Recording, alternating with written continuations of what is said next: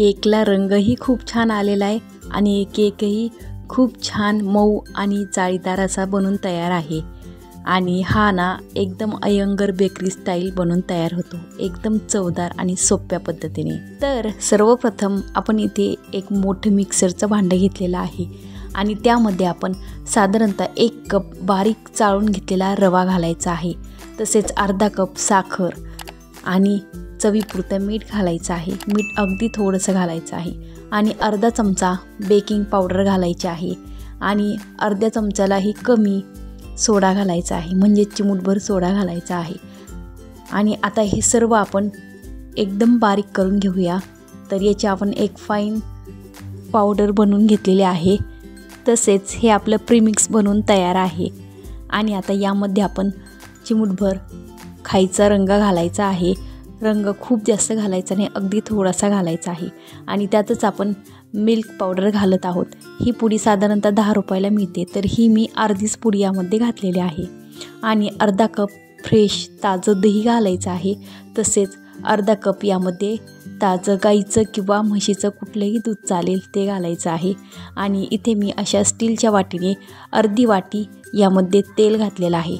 तुम्हाला हवं असेल तर तुम्ही यामध्ये तूप घातलं तरीही काहीच हरकत नाही। तर आता याची आपण एक फाईन पेस्ट तयार करायची आहे। तर अशा प्रकारे इथं आपली पेस्ट बनून तयार आहे। तर खूप छान, खूप जास्त घट्टही नाही आणि अगदी जास्त पातळही नाही झालेलं।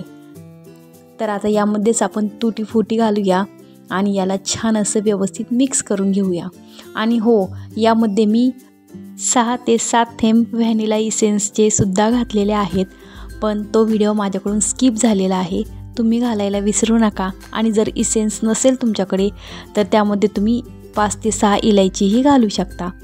तर आता आपलं केकचं बॅटर तयार आहे आणि ते आपण साईडला ठेवूया। आणि सगळ्यात महत्त्वाची तयारी ते म्हणजे आपण एका टिनला सगळीकडून तेल पसरवून घ्यायचं आहे।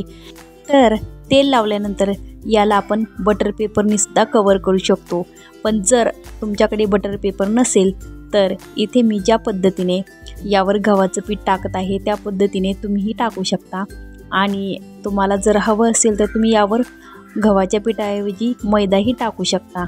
तर आता तेल आणि पीठ लावण्यामागे सगळ्यात महत्त्वाचं कारण आणि ते म्हणजे आपला केक या टिनला चिटकून राहू नये आणि खूप जास्त करपू नये, त्यासाठी आपण याला साईडने तेल आणि पीठ लावत असतो। तर आता हे जे जास्तीचं पीठ आहे ते आपण असं साईडनी पण याच्या ज्या कडा असतात ना त्यालाही लावून घेऊया आणि जे जास्त पीठ शिल्लक राहिलेले ते आपण काढून घेऊया। तर आता जास्तीचं पीठ आपण काढलेलं आहे आणि तुम्ही बघू शकता खूप छान असं आपलं टीन बॅटर टाकण्यासाठी तयार आहे। तर आता इथे एका कढईमध्ये मी मीठ घेतलेलं आहे, भरपूर असं मीठ घ्यायचे, तर कमीत कमी 1 वाटी मीठ तरी आपल्याला लागणार आहे। तर आता या मिठावर आपण अशा प्रकारचा एक स्टँड ठेवायचा आहे, तुमच्याकडे हवं असेल तर स्टीलचं स्टँडही ठेवू शकता। आणि आता यावर झाकण ठेवून कमीत कमी 10 मिनिट तरी याला आपण प्रीहीट होऊ द्यायचं आहे। आणि आता आपण या टीनमध्ये आपलं जे केकचं बॅटर होतं ते घालूया। तर एवढ्या साहित्यामध्ये कमीत कमी अर्धा किलो तरी आपला केक बनून तयार होतो। तुम्हाला जर हवं असेल तर याचं प्रमाण तुम्ही वाढवूही शकता। तर आता इथे कढई चांगली प्रीहीट झालेली आहे आणि आता आपण झाकण काढून यामध्ये आपलं केकचं टीन ठेवूया। आणि केक बेक होण्यासाठी साधारणतः 25 ते 30 मिनिट तरी लागतात। तर सारखं झाकण काढून बघायचं नाही आहे, झाकण ठेवल्यानंतर मध्ये एकदा तुम्ही झाकण काढून बघितलं तरीही चालेल, पण 25 ते 30 मिनिटांनंतर त्याचं झाकण काढून बघायचं आहे। तसेच केक छान शिजण्यासाठी तसेच आतील वाफ बाहेर येऊ नये त्यासाठी यावर आपण वजन ठेवले। तर आता 25 मिनिट झालेले आहेत आणि आपण झाकण काढून बघूया। तर खूप छान असा आपला केक बनून तयार आहे।